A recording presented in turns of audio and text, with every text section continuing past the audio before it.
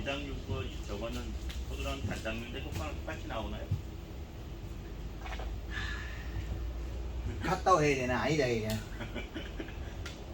소금하고 소금이나 간장이나 된장이나 효과 면에서는 같아요. 영양에서 조금 차이 나는데 우리가 그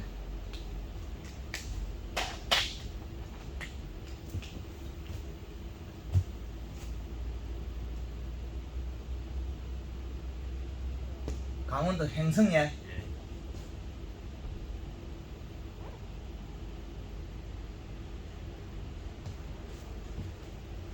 우리가 토마토를 재배하면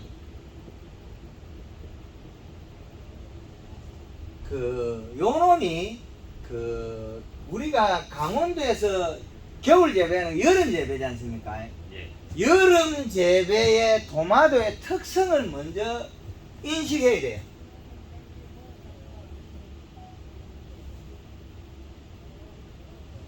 그죠?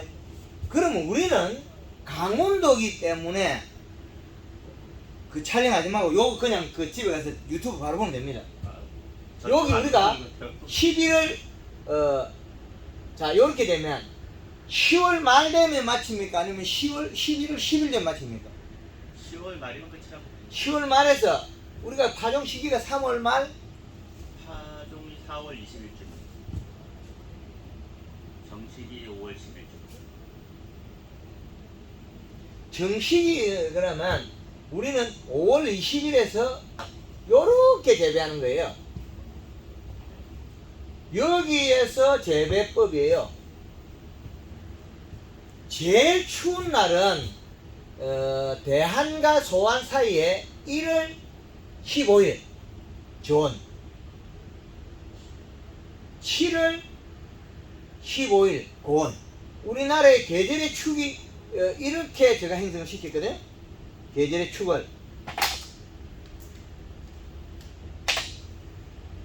축을 이렇게 형성해놨단 말이에요. 그러면 우리는 더위에서 이후에 남부지방에서 재배 안 되는 지점에 수확을 해서 판매한다. 남부지방 못 살아. 이 더워서 다 죽어요. 그럼 중부지방까지 두고 죽고, 그 다음에 중부 이북지방, 충청도권까지도 더워서 도마도 다 죽어요. 그러면 우리는 지리적으로 우리가 수확되는 단계가 들어가면 이미 남부권에서는 도마도가 없어진다. 생산이 불가능하다. 무엇 때문에 그러냐? 제일 이게 고온이 여기 있기 때문이에요. 그러면 실질적으로 고온은 7월 15일이 최고의 고온으로 보나 하우스는 그것보다 한 달을 땡기면 또 어떻게 됩니까? 6월 중순이 되겠죠. 그러면 하우스의 온도는 6월 중순이 되면 고온이라는 거죠. 그죠? 그러면 우리는 5월 20일에 심어서 정식을 한다는 거죠. 그러면 2달 뒤에 우리는 생산이 되겠죠. 그죠? 그러면 5월 20일, 6월 20일, 7월 20일 되면 우리는 나온다는 거죠. 그러면 남부지방에서 도마도 안 나올 때 나와야 돼요. 그러면 남부지방이 심을 수가 없어요. 언제까지 못 심느냐? 그러면 최고 고온기에서 다시 한 달 이상이 못 심어요. 7월 10, 8월 15일 돼서 남부지방 잘하면 심을 수 있다는 거예요. 8월 15일에 심어가지고 9월 12월 10월 달에 따는 게 있다면 우리는 그 안에 남부지방 나오기 전에 딴다는 거예요. 남부지방 또 일찍 심으면 겨울에 못 따거든요. 나무가 노화돼 버리면. 비쌀 때 나와야 되는데 비쌀 때 나무가 젊어야 되거든요. 근데 이 겨울 시기에 또 나무가 늙어버리면 힘에서 안 나와요. 그래서 남부지방에는 가격이 비싸더라도 일찍 안 심는다. 왜? 겨울에 돈을 벌어야 되기 때문에. 강원도에 없는 시기에 돈을 벌어야 돼요. 그죠? 그래서 우리가 도마도를 재배하는 것도 우리나라에 조그마한 건데 이 나라에서도 강원도와 남부지방, 중부지방까지 다르다는 거예요. 강원도라는 특성 때문에. 강원도의 특성을 살려서 재배를 하기 때문에 그러면 이 계절의 이 시값을 먼저 정리해야 돼요. 비료량. 우리가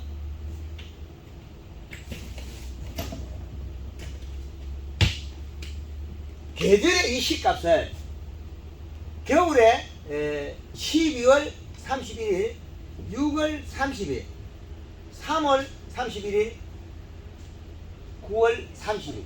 자, 이렇게 나누어 놓고 세분화 시켜 들어가면 어디서 이렇게 세분화 시키면 겨울에 이 시가 2.4에 플러스 0.3을 합하고 여름에 1.5에 이 시에 플러스 0.3을 합하고 봄 가을에 이 시가 1.8에 플러스 0.3을 합하고 이게 계절의 축에 맞는 이 시값을 개발해놨죠. 데이터. 그러면 이제 우리가 농사를 지어야 될 게 이 계절 속에서 온도 때문에 식물이 먹는 양이 다르다. 왜 그러냐? 우리가 여름에 수박죽 먹죠. 1월달에 수박죽 우리가 제사 지나고 수박죽 먹나요? 어디서? 안 먹죠. 공기에는 우리가 시원한 성질, 식물은 질소에 해당하고 동물은 시원한 야채나 해당한다는 거죠. 함수량하고 인간은 하나의 지구상의 동물에 불과한 거죠. 많이 움직인다 크지만 미생물보다 힘이 약해요. 눈에 안 보이는 미생물보다 인간이 힘이 약해요. 그런데 우리는 지구상에서 유일하게 생각과 행동이 자유롭고 움직이니까 인간이 지구상에 제일 강한 존재다. 그렇진 않아요. 과거의 역사를 보면 미래를 알 수 있는데 과거의 역사를 보면 다 멸망했거든. 누구와 이기냐? 미생물이 이기다. 그래 보면 우리는 온도에 의해서 환경을 조절해 줬는데 강원도의 행성이라는 자체가 여름 도마도를 했을 때 여름 도마도 자체도 더우라고 하우스 또 지나고 있어. 왜요? 네. 그 환경에서 질병을 잡게 해라. 여름에 비가 많이 오면 그 차이거든요. 비에 의해서 질병을 막는다. 그래서 이렇게 재배이 됩니다. 그러면 얘네들은 우리가 강원도 행성에서 5월 20일에 심은 이유가 있다. 왜? 5월 20일, 6월 20일, 7월 20일 되면 도마도 따야 돼. 남부집은 없거든. 그때부터 돈이 비싸다. 남부집은 못 심어. 우리끼리 먹고 산다. 우리끼리 시장내에서 한다. 그래서 강원도 행성에 있냐면 지리적으로 포항에 가도 저 높은 데 있어요. 한 400고지 온도 낮아요. 거기도 도마도 해요. 여름 도마. 근데 고지대에서 온도 낮은 지역에는 일부는 고냉지 배추나 여름 배추 그리고 도마도라든지 시세에 좋은 그 작물을 재배합니다. 그리고 이렇게 룰이 나온다. 그러면 얘는 토경이냐 그 다음에 양액이냐 이렇게 나누겠죠. 그러나 공이 수분은 35에서 45%를 잡으면 돼. 그럼 정리되죠. 비료값과 토경이 다 정리돼. 딸기 잘 들으죠. 똑같은 거예요. 지금 딸기 이식값 얼마 줍니까? 2.6죠. 2.6냐? 네. 왜 2.6을 주면 공급원이지 잔량이 아니거든요. 우리나라에 딸기 책자에 2.6조라는 책이 없죠. 황금알농구에서는 초월한 거죠. 잔량에 비례하더라. 그 어령이 전 의원님 지금 마늘의 이시가 얼마입니까? 2.8이 1.8년 많이 먹어서 낮은 거예요. 지금 온도가 지금 11월 25일인데 이 시값이 겨울에는 2.7일 정상이죠. 그럼 더 끌어올려야 돼. 우리는 이 시값을 질소라 보느냐 가리를 보느냐 인산을 이 차이거든요. 다 이 시값이 나와요. 요소는 안 나와요. 중성. 요소가 들어가서 토양에서 결합해서 암모니아태 가스가 빠져나가고 질 상태로 바뀌면 다 나와요. 측정이 돼요. 암모니아태 질소, 요소는 중성. 비록 가스가 일어나는 건 암모니아 가스. 이제 그래 되죠. 사람만 암모니아 가스에 취하고 자빠지는 게 아니고, 사과밭에 100평의 요소 한 포 붙여보면 비가 작게 오면 이파리 떨어져요. 가스에 의해서. 그래서 비료를 먹고 자란다. 그래서 그 기준에 만들어낸 게 이 사계절의 표라는 거죠.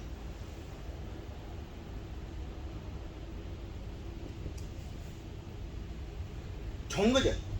대한민국의 농업의 숫자로서 서열을 정리할 수 있다는 게 기준이 하나의 핵으로 바뀐 거죠. 엄청난 역사적이죠.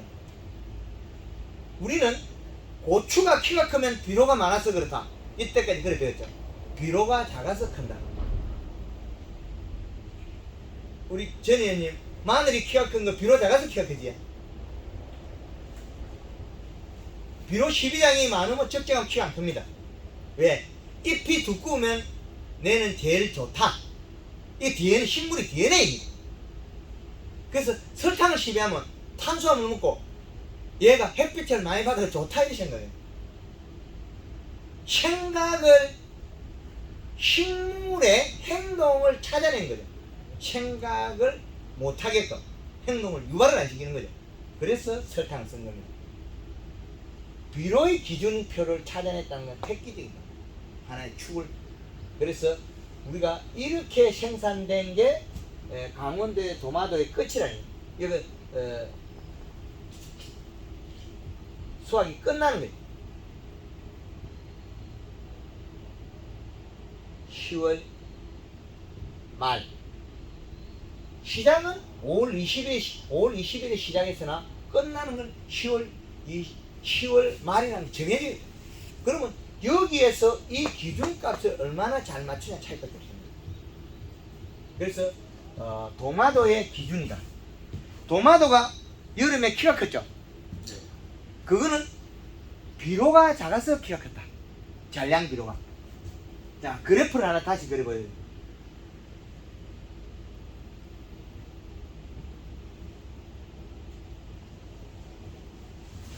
이 그래프가 뭐냐면, 여기에서 비료를 늘리고 그 다음에 날짜에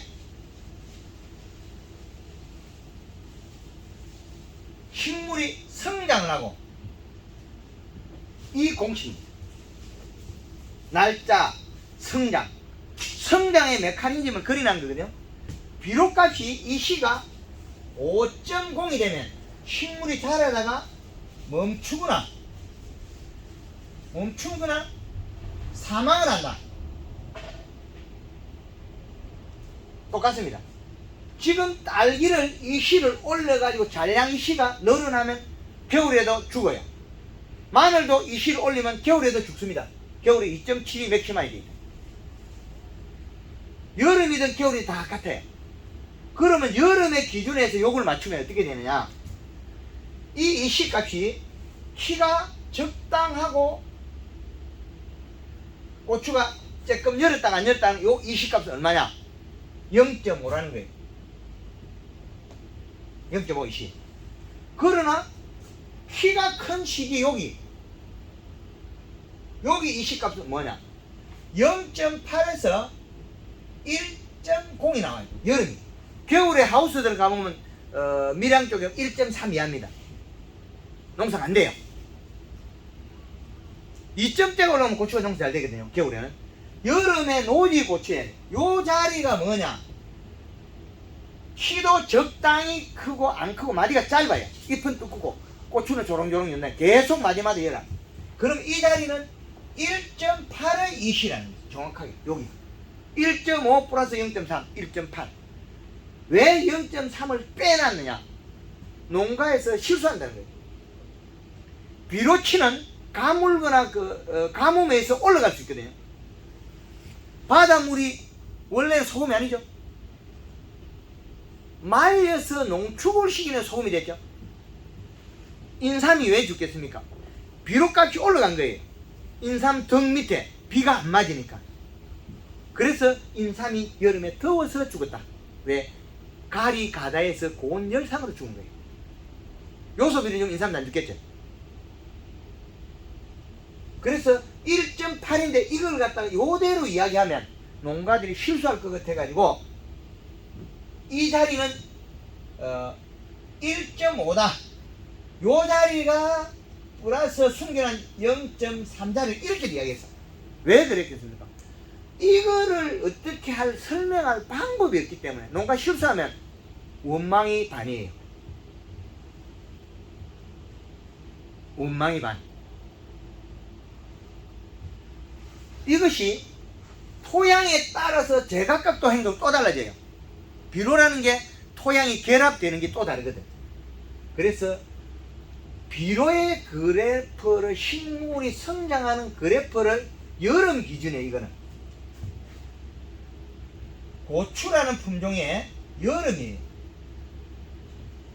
고추라는 여름의 품종의 비료량과 웃자람에 대한 거, 성장의 안전성에 대한 그래프를 개발한 거예요. 여름에. 여름이란 거에 의해서 개발된 거예요. 지금 우리가 도마도가 여름에 키가 컸으면 웃자람이지 덕이 없잖아요. 이리 힘만 들어져. 하우스 딸기 키 크면 별로 안 좋죠. 딸기는 키가 20cm 미만이 돼요. 잎자루가 20cm. 지금 25cm 컸어요. 25cm 면 웃자랐다는 거예요. 그럼 이슬이 많이 맺었다. 식물이 이슬을 그 전에 맺은 거는 비료를 먹고 낮에 먹고 잠을 잘 나니까 대사작용이 되는데, 잎 속에 있는 비료나 영양소가 물이 많이 있으면 물을 뱉어버리는 게 이슬이다. 여름에 그 가뭄때 있는 풀들이 저녁 되면 이슬을 맺어요. 말도 안 되죠. 막 무가 있다가 내일 낮에 더울 때 써먹어도 될 텐데 더울 때 이슬.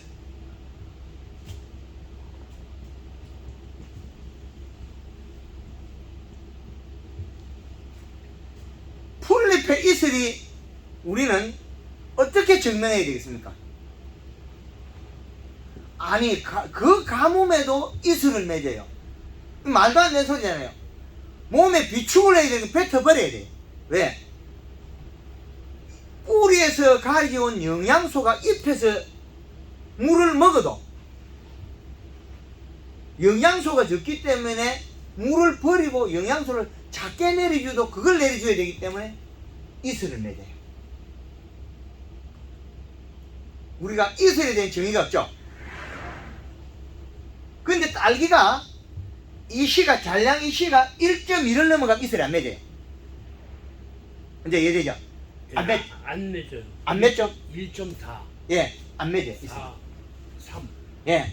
이시가 남아있는 잔량 이시를 올려버리면 이슬을 안 맺더라는 거죠.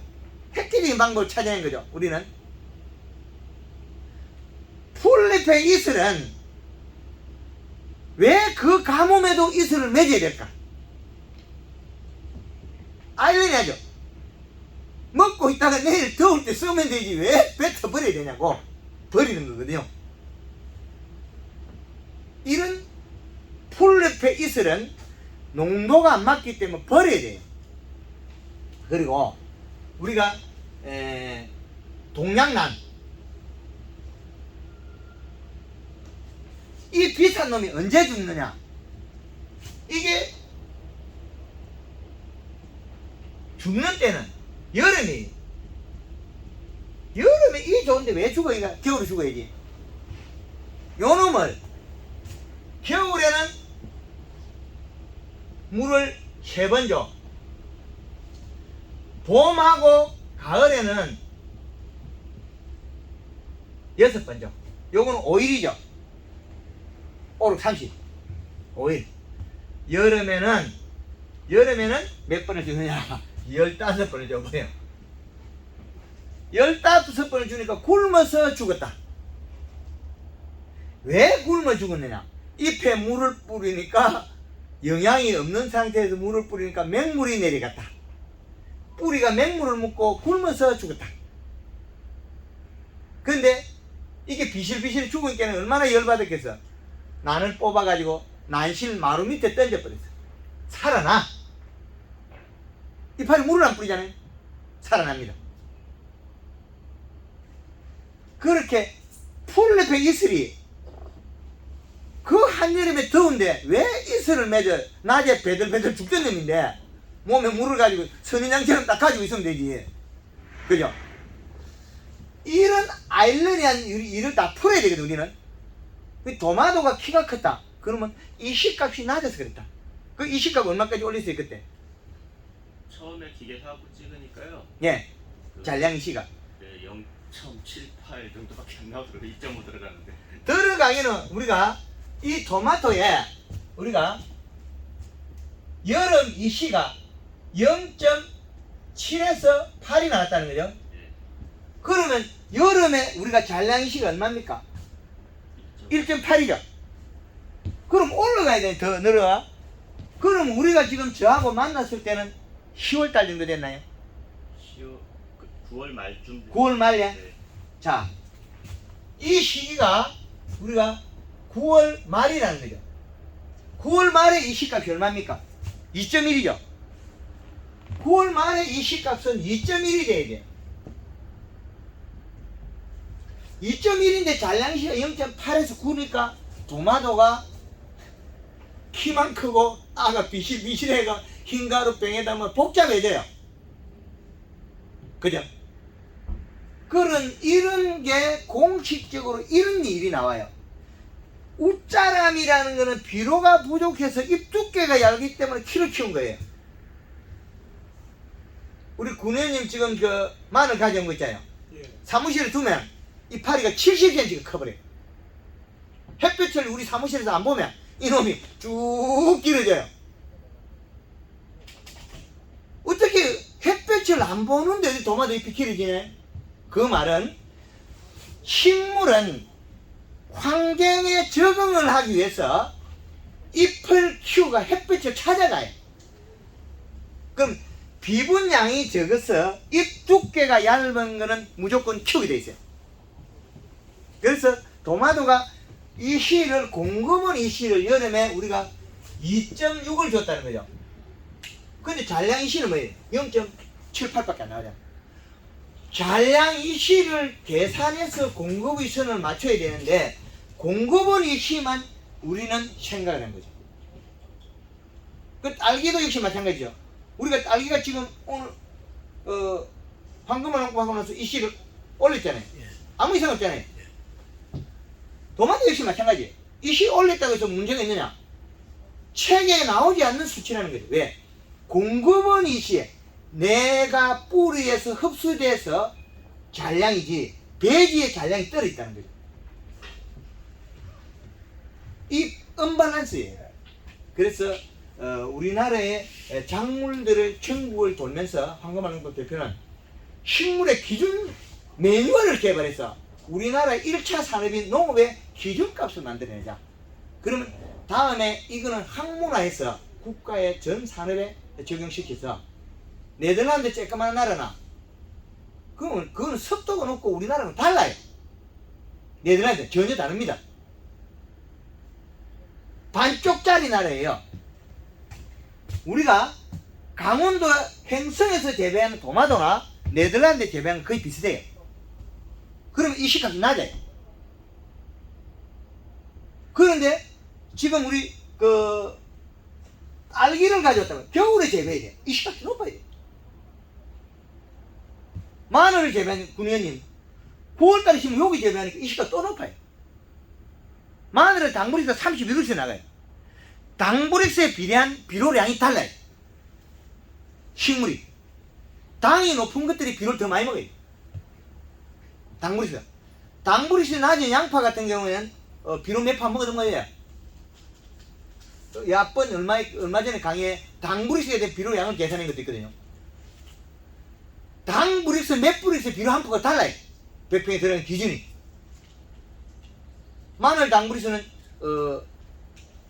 그 계산해보니까 7.5 정도밖에 안 나오더라고. 양파. 근데 마늘은 32브릭스도 나와요. 많이 나오면 37, 8도 나와요. 그 당은 누가 만드느냐?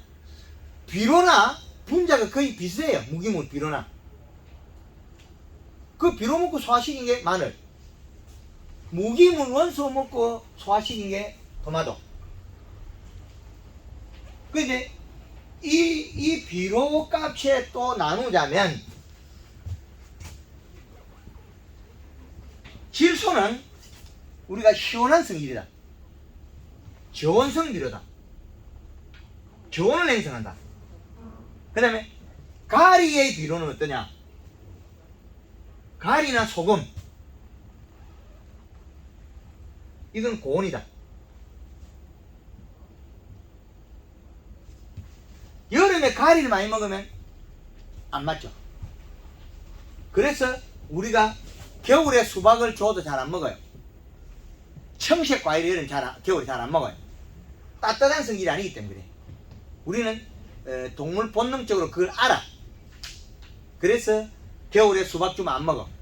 근데 10살짜리 15살짜리는 겨울에 하드 사주도 먹어버려. 아이스크림 사주도 그것들은 열이 많은 거 먹어. 애들은 대사작용에 필요한 에너지의 구성 요건이거든요. 그래서 우리가 히말라야 그 산 꼭대기에 있는 야크들한테 소금주가 길들이잖아요. 소금 안 먹으면 걔들 죽어요.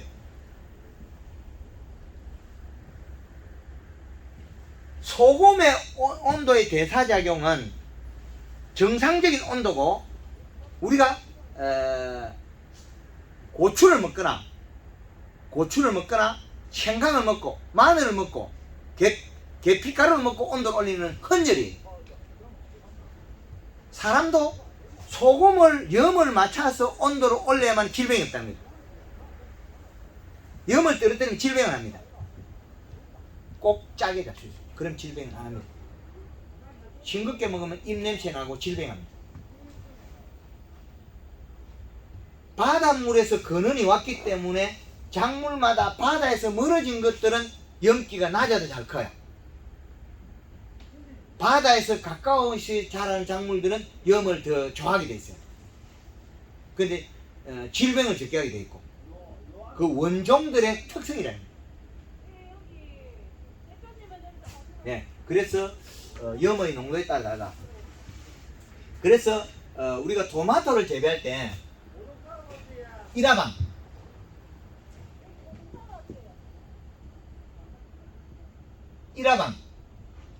일화방에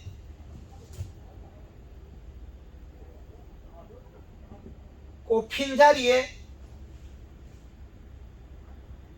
총 잎의 센티미터가 약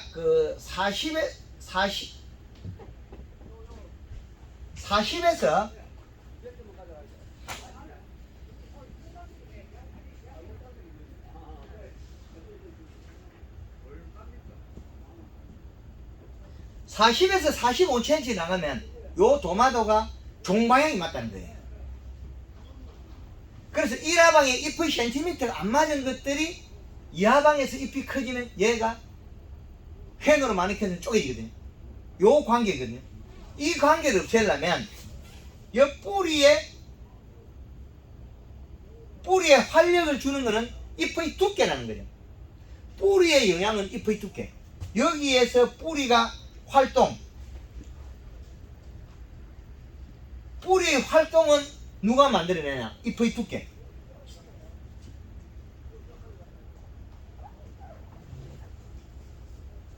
그 다음에 잎의 두께에서 뿌리 활동이 되는 거죠. 우리는 뿌리가 활동했다. 그러면 딸기가 티분에 왔다는 것은 잎이 큰 이파리가 기공에 상처를 입어서 대사작용을 안 한다. 먹지도 안 하고 영양 생산 안 해. 그래서 뿌리 굶어 죽거든요. 토마토 역시 마찬가지예요. 여름에 시들었단 말이에요. 그러면 왜 시들었을까? 기공의 탈수냐? 아니면 이런 원인이 되겠죠. 그래서 기공에 의한 시들음이 가능성이 많아요. 기공 열림. 그럼 잎 두께가 얇으면 기공 조절을 잘 못하는 단점이 있어요. 그 말은 뭐냐면 여름에 비가 살짝 오고 나니까 고추가 쑥 큰 거죠. 고추가 노지에 있는 고추가 쑥 크가 낮에 시들죠. 그 말은 웃자람에서 얇은 거예요. 잎 두께가. 잎 두께가 얇으니까 대사작용에 원활치를 못해요. 대사작용. 그럼 알기가 잎이 가만히 있는데 아침에 환기를 늦게 열면 기공이 열렸어요. 그러면 환기를 열어버렸다. 그러면 요 기공을 닫아야 되는데 못 닫았다는 거죠. 그럼 탈수가 일어나고 숨구멍이 다 상처가 나요. 그럼 얘가 멍청이 돼버려요.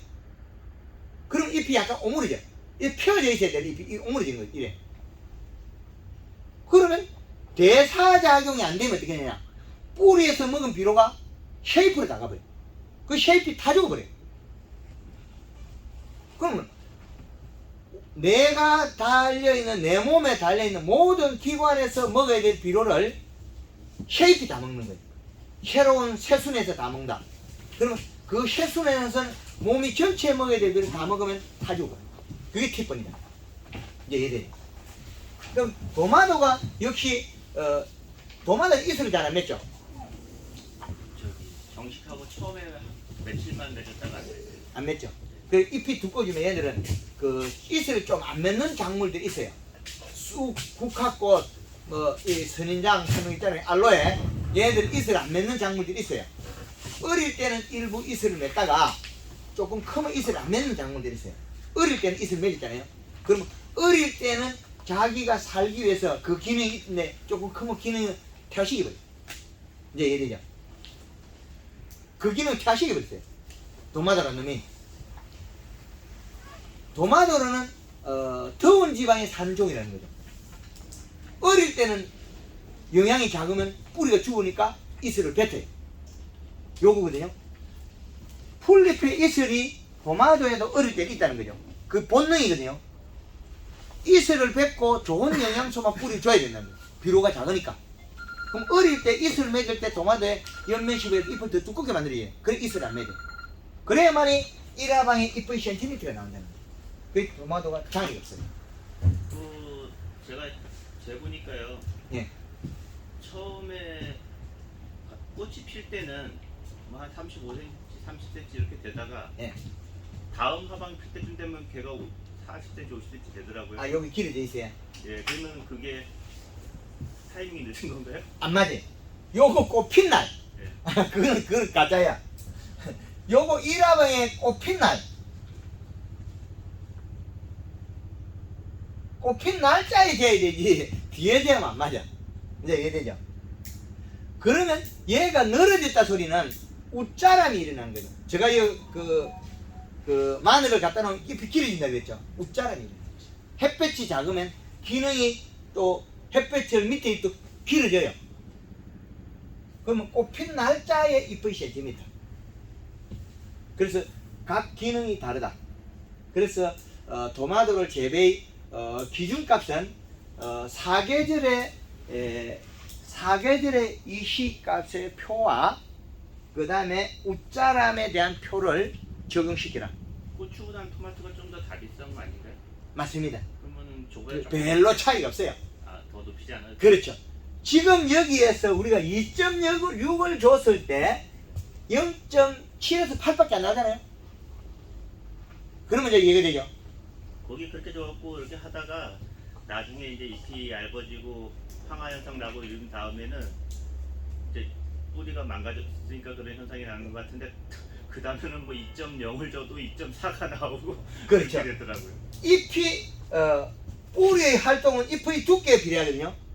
그럼 잎이 병이 들거나 잎이 노화되어 버리면 뿌리가 활동을 안 한다는 거예요. 노화되어 버려요. 그래서 황금알롱법에서는 잎의 활동을 잎의 그 행성과 두께에 대해서 엄청나게 강조를 하죠. 그래야 뿌리가 대사작용을 잘 하는데 잎이 딸기처럼 잎을 까리거나 도마도 잎도 까리면 거기에서 영양 생산 적게 해요. 그래서 도마도 잎도 여기 어깨 잎 있잖아요. 여기 어깨 잎, 어깨 잎을 요거만큼만 자르고 요건 자르지 말아야 돼요. 요쪽은 장이 없는 부위. 그래서 그 부분이 제가 강의를 계속 유튜브 보면서 좀 헷갈렸던 게 이파리 나오면 이렇게 이렇게 나오잖아요. 첫입이. 어깨. 예, 그걸 어깨라고 표현하시는 건가요? 예. 그다음에 뭐 몇 개 있으면 그 처 이렇게 나온 것만 납두고 나머지 자르시라는 얘기인가요? 그렇죠. 그래야만이 그 품질도 향상시켜야 되니까. 도마도 잎이 어깨가 있죠. 여기 어깨 아래 것만 잘라라. 가지도 잎이 이렇게 돼 있으면 요한 3분의 2만 자르고 3분의 1좀 두라. 그 말은 잎의 양을 줄이면 뿌리가 노화돼 버려. 잎이 질병이 들어도 노화되고 잎이 기공에 탈수가 돼도 뿌리 노화돼 버려. 그런 현상이 있다. 그러면 마지막에 저희가 이제 9월 한 10일쯤 되면 적심을 하거든요. 예, 그러고 나면은 이제 위에 한 3, 4방 정도 과일이 맺혀 있잖아요. 예, 그거 딸 때는 뭐 노화가 되든 어쨌든 서리막 때문에 빨리 따야 되니까 예. 노화가 되든 말든 밑에 걸 잎을 확 따버리면 올라간 게 못 내려오니까 빨리 익지 않을까요? 아니고요. 더 아니고요. 그렇죠. 잎을 따는 순간에 멍청해져 버려. 끝물에도 그렇죠. 3일만 좋아져. 5일만 3일만 좋아지지. 처음에는 몸속에서 내려가는 영수 내려가고 있어요. 근데 잎을 밑에 걸 까려버리면 어떻게 돼요? 한 3, 4일 되면 뿌리가 노화돼 버려. 급격히 나빠져. 생육이 늘어나 버려. 그리고 남은 잎사귀들이 저 같은 경우는 한 11화방 뭐 정도까지 가거든요. 예, 그러면 이제 밑에 한 7, 8장 있고 11화방까지 있으면 3장씩 잡으면은 33장에다가 한 40장 정도 이렇게 남아 있는 거잖아요. 네. 마지막 적심했을 때. 그러면은 위에 이제 아니요, 그게 네. 우리가 정확하게 남겨놨냐 안 남겨놨냐 봐야 되거든요. 아니 이제 보통 보면 네. 우리가 다 까려버리고 잎이 없잖아요. 따라가야지. 지금 저도 그렇게 했는데 네. 내년에 하려고 하면 내년에 하면 잎의 이 두께에 비례한다. 그것도 이제 함수를 또 풀어야 되는데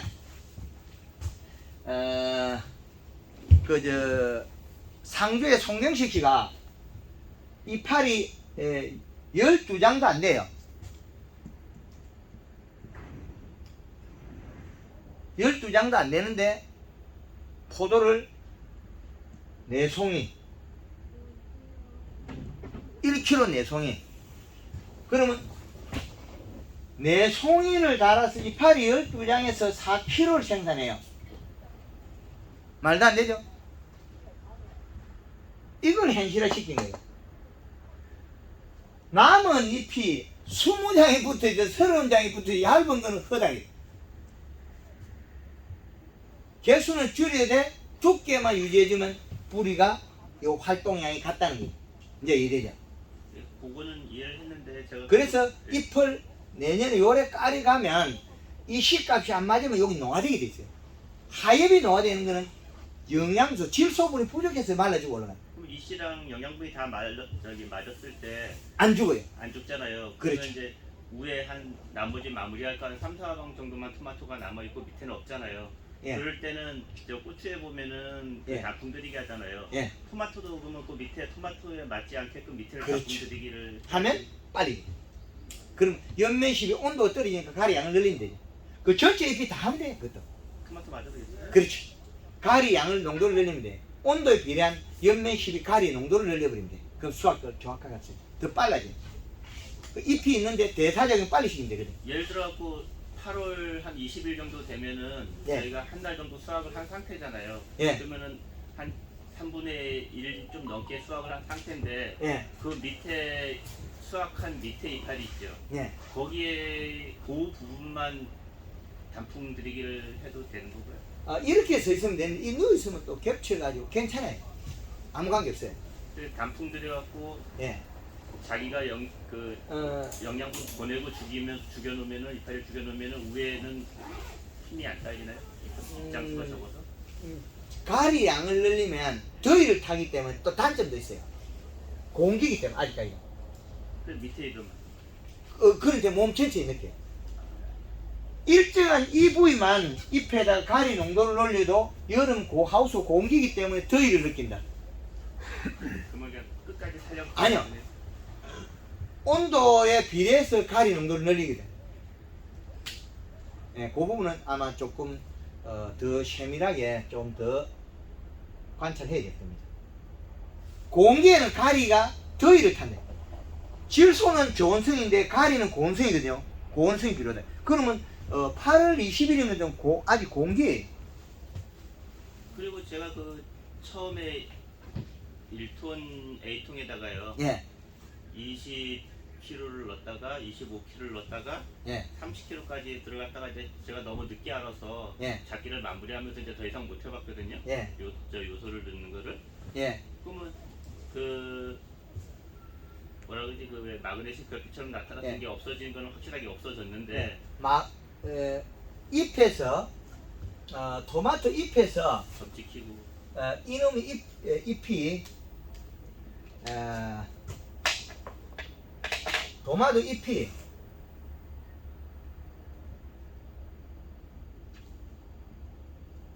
여기에서 노란 반점이 생기는 거. 예, 어릴 때부터 계속 생겨 있었어요. 이거는 가리가 다 가리 과다에 의한 고온 열상이라는 거죠. 그게 이제 9월 가리 과다의 고온 열상이다. 9월 말 이후에 없어지니까 이제 수학하고는 별개로 그냥 수만 테스트로 그렇죠. 끝났거든요. 이게 가리 가다의 고온 열상인데 이게 우리나라에 어디에 나타나냐면 이거는 가리 가다 고온 열상을 제주도에 밀감에서 제가 찾아왔거든요. 황금알 농부를 담감에서 개발해 태어난 거고 가리 가다 고온 열상은 제주도에 밀감에서 찾아낸 거죠. 누런색이 생긴다는 거, 붉은색이 생기거나 이것들은 거의 대다수의 가리의 과다의 고온 열상을 봅니다. 그러면 질소가 예를 들어 제가 35kg까지 들어갔었잖아요. 예, 30kg까지 들어갔었잖아요. 예. 근데 그게 만약에 질소 양이 많으면 어떤 현상이 나와요? 많으면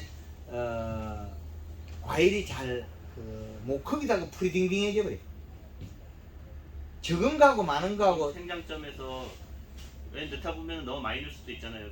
그게 지금 양에게 해보니까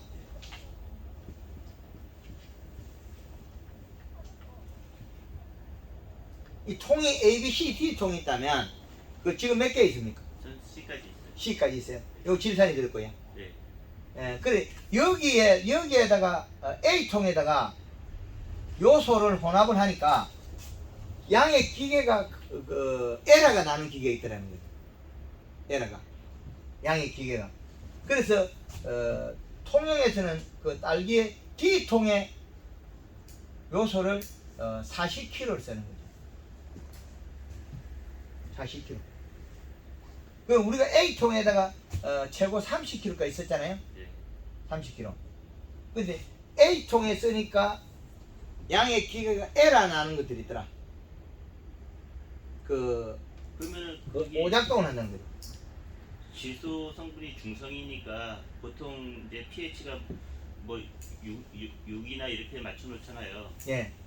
그러면은 그래서 요거 낮아진다는 얘기인가? pH도 관계가 있고 어떤 반응이 세밀하게는 제가 아직까지 데이터를 못 냈는데 여기에 쓰니까 이상이 없다는 거예요. 여기 D통에 여기에 A통에 쓰니까 지금 이상이 없다면 써도 되는데 우리가 이 방송이 전국으로 나가기 때문에 A통에 알게에다가 요소를 넣으면 기계가 오작동하는 기계가 있잖아요. 양산이. 저희 테스트기 있잖아요. 예.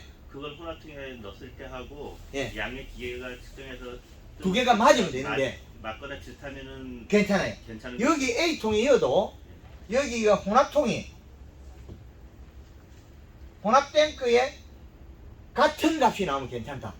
여기에서 설정이 1.3을 설정했다. 그럼 혼합통에 1.3이 나오면 되는데 이게 안 맞으면 안 된다는 거죠. 혼합통에 뭐 여기 3.3을 했다. 여기도 3.3이 나와요. 이렇게 이제 이해되죠. 측정기가 틀리니까 뭐 어느 정도 조금의 오차는 상관없을 거 아닙니까? 그렇죠. 그거는 혼합의 배율에 따라서 조금 바뀌니까 그건 관계없다는 거죠. 혼합 배율에서. 지금 도마도 한 가지만 계속 갈 수가 없으니까 오픈 강의에 어느 정도 답변이 됩니까?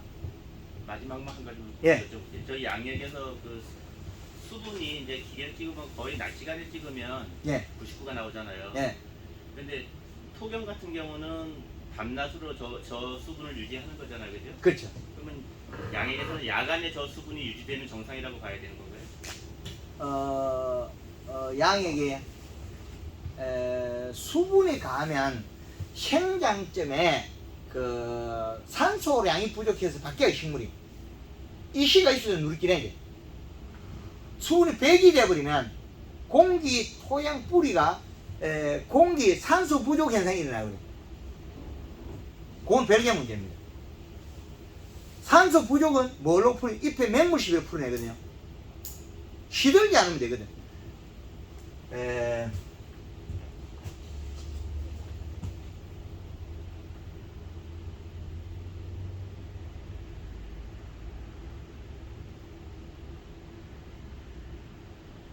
자, 오이란 놈이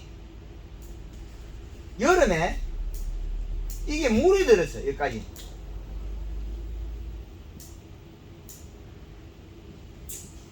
담수가 됐다는 거예요. 물이 들었는데 잎이 시들어요. 말도 안 되잖아요. 오이밭에 물이 들면 오이가 더 건강하게 되잖아요. 근데 오이밭에 물이 들으니까 시들어요, 잎이. 그 시들으면 뭔 현상이에요? 잎이 시들면 뿌리가 굶어 죽어요. 뿌리 활동이. 그러면 여기에다가 연면십에 잎만 살려놓으면 돼요. 맹물을 뿌리고 연면십이 오이에 영향을 줘주고 그럼 잎이 살아나요. 그럼 물 빠지면 뿌리가 정상적으로 살아 오이가 따요.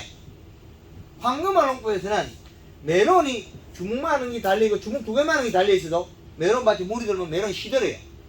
죽어요. 살리네요, 멀쩡하게. 뭐냐? 잎이 시들지 않으면 대사작용은 기본이 되어 있다는 거죠. 잎이 시드는 순간에 뿌리가 굶어 죽어요. 오이밭에, 메론밭에 물이 침수가 됐는데 물이 들어있으면 이파리 더 싱싱해야 되잖아요. 잎이 시들어요. 아이러니하죠, 이거는.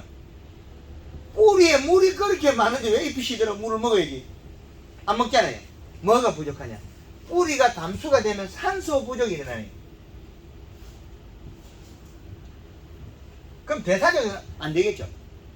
그 대사적이 안 되는 거 어떻게 돼? 잎만 시들었잖아요. 잎이 시들었잖아요. 과는 덩굴도 괜찮아. 잎만 시들었다. 그럼 잎에다가 맹물십이라면 돼. 맹물십에 잎이 살이 빠지고 결국엔 또 힘이 빠지겠죠. 맹물십이 하고 그 다음에 연면십에 잎을 살을 찌워주면 돼요. 그럼 또다시 이 오이가 멀쩡하게 살아나요. 이제 답이 풀리죠. 시드름이 일어났을 때 이거는 과습에 의해서 뿌리 활동이 둔화되어 가지고 일어날 수도 있다. 이식값은 별개예요. 이식값은 잎 두께에 비례하는데 과습에 의한 뿌리 활동이 둔화된다는 거예요. 산소 부족으로. 야간에는 저기보다도 한참 떨어져도 괜찮다는 얘기네요. 그렇죠. 그래서 산소를 충분하게 가지고 있어야 되는 작물은 그렇게 보면 되겠습니다. 네. 강원도 행성에서 오신 분 우리가 그 오이 토마토 하여튼 부족한 부분은 또 다른 강의를 더 들으면서 습득하면 되거든요. 네, 마치도록 하겠습니다. 네, 감사합니다. 네.